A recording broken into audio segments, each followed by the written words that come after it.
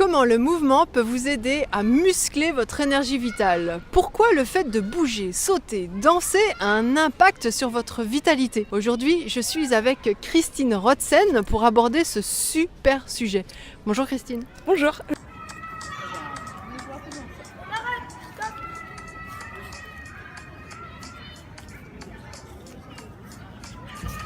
Alors Christine, toi tu danses depuis l'âge de 12 ans. Ouais. Ouais, et tu es danseuse professionnelle depuis l'âge de 18 ans. C'est ça. Donc tu es une super danseuse. On a vu des vidéos, c'est vraiment très très chouette ce que tu fais. Merci. Et en plus tu es coach, donc coach de vie. Mm. Et donc c'est ça qui est super intéressant pour aborder cette notion de mouvement avec Christine, c'est qu'elle a la double casquette, le côté de la danse et le côté motivationnel également. Oui, voilà. c'est exactement ça. Eh ben, super. Alors imaginez un peu ce que ça donnerait si vous bougiez un peu plus souvent votre corps, si vous vous sentiez un petit peu moins rouillé le matin, si vous étiez plus souple, et en fait si finalement vous étiez plus confortable dans votre corps et en lien avec lui. Ce serait quand même sympa ça. Mais on sait très bien que la réalité c'est pas toujours ça. On est un petit peu rattrapé par le quotidien et puis finalement la norme c'est de ne pas trop bouger. On passe de la maison à la voiture, au transport en commun, à la chaise de bureau et inversement. Donc on oublie de bouger et pourtant c'est super important parce qu'il y a une chose qu'il faut savoir, c'est que le mouvement permet d'oxygéner nos cellules. Et ce phénomène d'oxygénation en fait, permet de produire de l'énergie. L'oxygénation des cellules est la source de production d'énergie. Donc ça, c'est pour ça que c'est super important de bouger. Alors, je vais te poser des questions, Christine, et tu vas nous donner tes meilleurs conseils. Mais avant ça, si ce n'est pas déjà fait, vous pouvez vous abonner maintenant à notre chaîne YouTube en cliquant sur le petit bouton de chez vous, c'est à droite, pour vous abonner à la chaîne et recevoir toutes nos vidéos. Voilà, super Christine, merci d'être là. Merci de m'inviter. Et je suis ravie d'être là. Ouais. Alors la première question pour toi, est-ce que tu peux nous expliquer le lien entre énergie vitale et mouvement?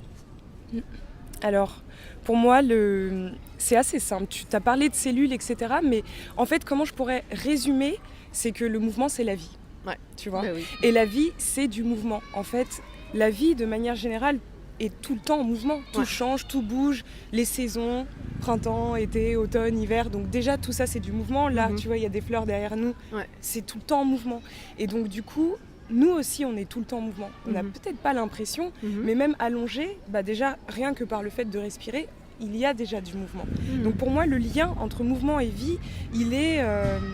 c'est très imbriqué, tu vois, c'est la même chose presque pour moi. D'accord. Le mouvement, c'est la vie. D'accord. Et de toute façon, on le sent quand il y a un endroit dans notre corps où on a mal, une tension, c'est que énergétiquement ou même dans la circulation, il y a quelque chose qui s'est bloqué. Ouais. C'est qu'il n'y a plus de mouvement en fait. Ouais. Donc vraiment, le mouvement, c'est la vie. Ouais. Tu vois.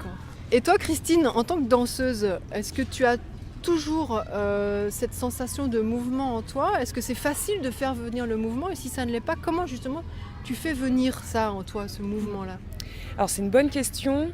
Alors effectivement pour moi c'est beaucoup plus simple maintenant puisque tu vois ça fait très longtemps que je danse. Il y a des moments où je suis peut-être un peu plus fatiguée, où j'ai peut-être un peu moins d'énergie. Donc effectivement, il faut faire venir le mouvement. Moi, ce qui m'aide beaucoup, c'est de partir du moment présent, de comment je me sens. Et donc de me recentrer en fait sur moi, de partir de quelque chose, on va dire, si je le schématise, ça ferait ça. Pour aller vers là, en fait. D'accord. Même quand je l'explique, je mets du mouvement. Mais, voilà, et du coup, c'est de me recentrer sur comment je me sens dans mon corps. Et est-ce qu'il y a un endroit que je sens peut-être un peu plus bloqué ? Et souvent, quand on prend la conscience des endroits qui sont bloqués, naturellement, on a envie de bouger, tu vois. Donc, il y a déjà l'écoute de soi, qui est déjà... pour moi la base. Ouais, c'est la base. Ouais, s'écouter, écouter les endroits du corps qui sont peut-être un petit peu bloqués.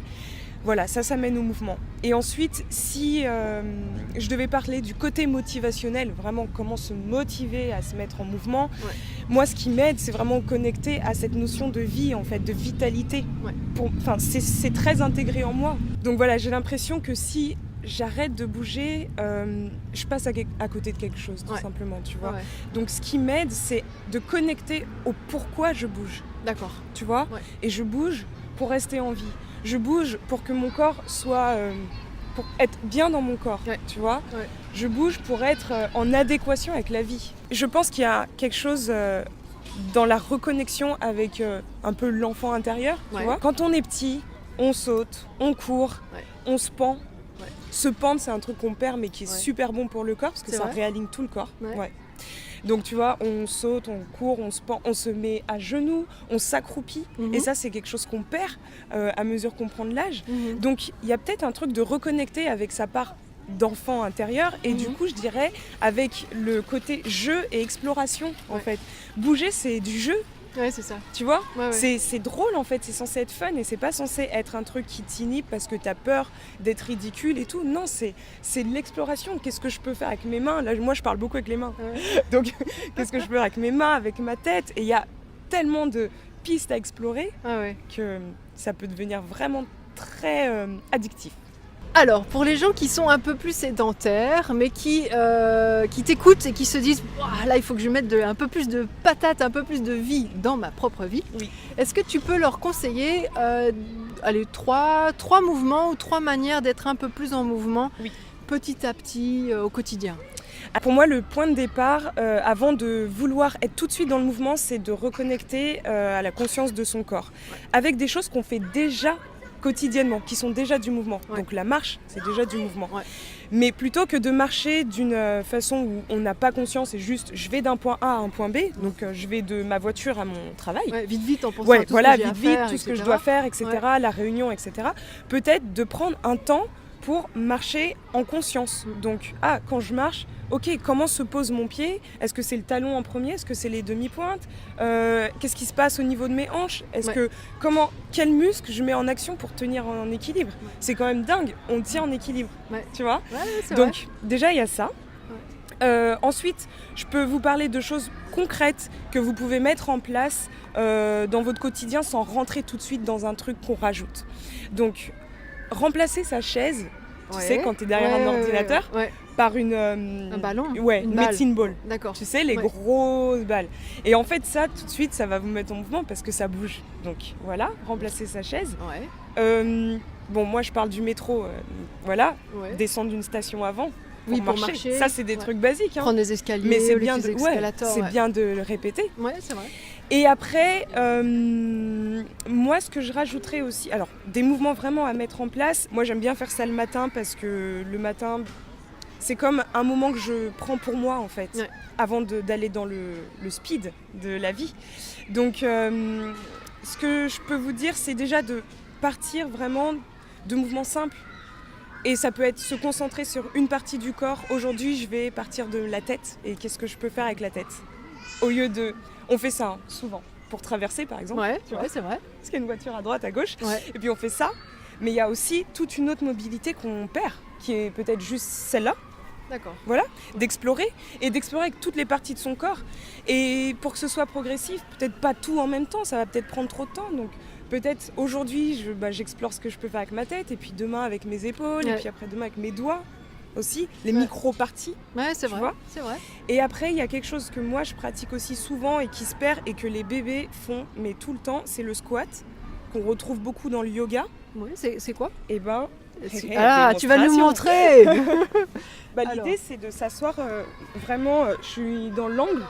Voilà, c'est de s'asseoir comme ça, donc les pieds à plat, de garder vraiment le dos droit et voilà, de s'habituer à garder cette posture-là. Ça aide dans la mobilité des hanches, etc. Peut-être qu'au début, vous ne serez pas les pieds plats. C'est ok de commencer, même si les talons ne touchent pas le sol. Et à mesure que vous êtes à l'aise, de continuer. Et moi, ce que j'aime faire, c'est de maintenir cette position. Nous, en Occident, on a perdu cette position. On s'assoit sur des chaises. Si tu vas en Orient, si tu vas, par exemple, moi j'ai passé 3 mois en Chine, ils sont comme ça. En Inde aussi, ils sont comme ça. Ils mangent comme ça. Et en fait, c'est une position naturelle. C'est une posture, naturelle qu'on perd. Et puis se pendre aussi, je le disais, c'est vraiment bizarre. Oui, alors se pendre avec les mains. Pas se pendre celui-là. Se pendre avec les mains. Après, chez moi, j'ai du matériel, donc voilà, mais avec une barre. Oui, souvent, on peut trouver assez facilement une barre où tu la portes. Et se pendre, en fait, ça réaligne tout le corps. Ouais, c'est ça. Toutes les vertèbres et tout. c'est pas facile. On perd vite l'habitude. Donc Ouais. au début, vous allez peut-être tenir 2 secondes. Ouais, c'est ça. Mais petit à petit, en fait. D'accord. Mm. Ah, c'est super. C'est Voilà, on a- petit à petit, c'est vraiment Ouais, ça. C'est vraiment. Oui, c'est ça, mais c'est Oui. petit à petit Oui. remettre de la vie en fait dans sa vie. Oui, exactement. Et après, là, la casquette de coach, ne fixez pas des objectifs tout de suite qui sont trop hauts, ça va vous décourager, ça vous donnera plus envie de le faire. Petit à petit. Ouais. Vraiment, ça, c'est ma clé. Un pas après l'autre. Aujourd'hui, je fais ça. 30 secondes. 30 Ouais. secondes, c'est mieux que 0, en fait. Ouais, c'est ça. Ouais, Et tout à demain, fait. 35. Et voilà. Ouais. Et ce qu'on aime bien rappeler, nous, chez Je Clique Naturel, c'est aussi notre philosophie, c'est que tout ça, c'est gratuit. Voilà, même s'il faut alors s'acheter une barre pour mettre au-dessus de la porte, et encore, vous n'êtes pas obligé. La position que tu as montrée, c'est C'est gratuit. Descendre plutôt d'une station de métro, c'est gratuit. Prendre les escaliers, c'est gratuit. Bien respirer, c'est gratuit. Franchement, mais il faut vraiment en profiter. Oui. En ce moment, on vit dans une société où on paye beaucoup de choses, on a l'impression que tout est cher, mais, Mm.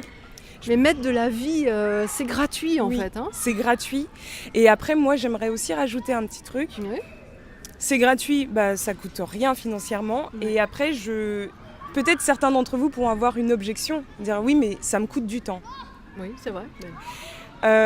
Moi, la question que je peux vous poser, c'est combien de temps vous valez en fait? Si à votre travail, vous restez 8 heures par jour, combien de temps vous valez? Est-ce que vous valez pas ces 30 secondes le matin? Ouais. Donc, moi, je le pense comme ça. Je me dis, je vaux aussi du temps. Ouais, tout à fait. Voilà. Bien vu. Merci beaucoup. C'est très chouette. Merci beaucoup, Christine, pour ce Merci. super partage.